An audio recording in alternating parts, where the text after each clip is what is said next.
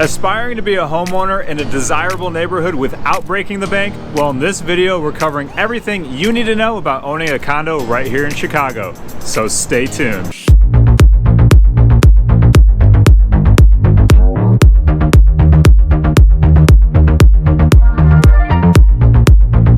What's happening, everybody? This is Austin Weiss. I'm your go-to resource if you're ever thinking about making a move here to Chicago or anywhere in the Chicago metro.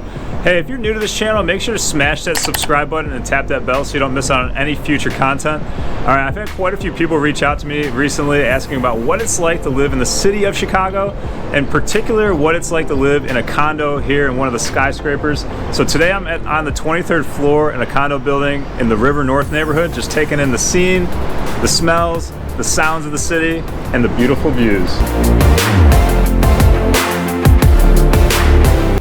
Many times people living in a skyscraper, they fall in love with the lake views to the east, the sunsets to the west, but the everyday nuances such as waiting for the elevator, dealing with garage parking, and having hundreds of your neighbors living under the same roof can become quite exhausting. So make sure you know what you're getting yourself into when you're making a decision. That's why I put together my list of top 10 things to know when you're buying a Chicago condo. All right, number 10 on my list, consider the neighborhood. With over 200 neighborhoods and 77 defined communities, things can change quickly block to block here in the city of Chicago, so make sure you do your homework. Go visit in the morning, go visit at night, see what amenities are around, the shopping, the lifestyle. If you're looking for something more energetic, if you want something more low-key, you definitely don't want to be living on top of a bar if you like the quiet lifestyle. So do your homework, figure where you want to live so you can find that perfect location. Number 9 on my list is you're gonna have to get creative with storage. You're most likely gonna be confined to a storage locker or storage cage down in the parking garage area.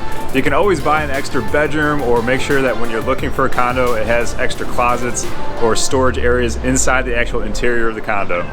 Number 8, make sure to review the condo association meeting minutes. You'll find out anything you wanna know about crazy neighbors, noisy dogs, and anything else out of the ordinary going on in that building. Number 7 is parking. Some condo buildings you can buy the parking spot with the condo. Others you're gonna have to take your chances out on the street and buy permit passes from the city of Chicago. If you don't want to park in the garage in the condo, you don't have to necessarily buy it with your condo. It comes as a separate PIN and tax number, so they're not really associated together. You buy them separately, which makes for a great investment if you're looking just to get into the rental game and own a bunch of parking spots. You can rent them out because people are always looking. Number 6 is HOA fees and assessments. So they're not going to be tax deductible if it's your primary residence. If you buy an investment property, HOA fees can be tax deductible. However, either way, they're not going to be helping you build any equity. Make sure you check with the building before you purchase that they have plenty of reserves in store so that you can fix items such as elevators, exterior maintenance, things like that. Otherwise, the building can issue a special assessment to raise funds to pay for those items. So you're definitely going to be burning a hole in your bank account if that's the case. Also, know the building rules from anything for special pet ordinances or anything else that you think that might affect your living or lifestyle situation. So definitely check all the paperwork with any particular condo building before moving in and finalizing the deal. Which brings us right to number 5. What do the HOA fees actually pay for? Which are the amenities? Anything from a fitness center to a pool, rooftop deck, package handling, entertainment center. Different buildings are going to have different amenities, so make sure you know what you're actually going to use and actually want to pay for.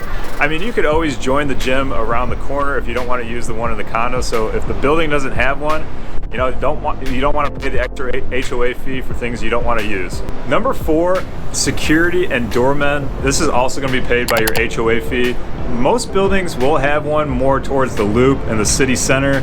Not every building will have one though, and if you don't, your HOA fee will most likely be less than a building that does have a doorman.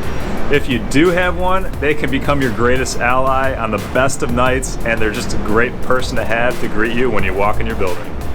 Keep track of rent capacity. Number 3 on the list, the ability to rent your condo could be valuable if you plan to upgrade your space in the future or you want to become a property investor. But a building with high renters occupancy can have negative consequences such as obtaining financing, impact on the valuation, dealing with transient neighbors who don't take care of common areas as much as an owner would, and difficulty selling someday on the back end. Number 2 is definitely buy a condo with a balcony. If for some reason you find the perfect condo, it doesn't have a balcony, make sure your building has a rooftop deck or a patio so you can go hang out, enjoy the amazing views, which is actually number 1 on my list, the skyline of Chicago and the amazing views.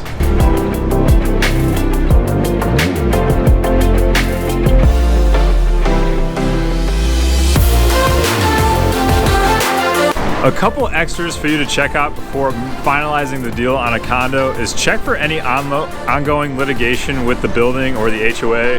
Also, do a home inspection before you buy the condo. I know it's just 4 interior walls, a bathroom and a kitchen, but you'd be surprised what you can find with a professional inspector. And the last but certainly not least, make sure you understand what the noise levels are. You know, if the more in the city center, it's probably going to be noisier with the sirens, car horns, and just the hustle and bustle of more people. But hey, if you like this video, make sure to give me a thumbs up. Tap that subscribe button so you don't miss out on any future content and show me some support. If you're ever thinking about making a move here to Chicago or anywhere else in the Chicago metro, I would love for the opportunity to show you how I do business completely different than all my competition. I'm available by phone, text, email, days, nights, weekends, and I have your back when you're thinking about making a move anywhere here in the Chicago metro. Until next time, I'll catch you guys later.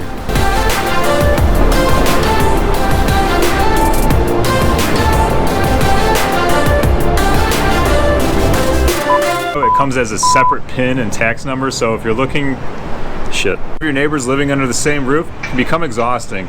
So when you're making a big decision,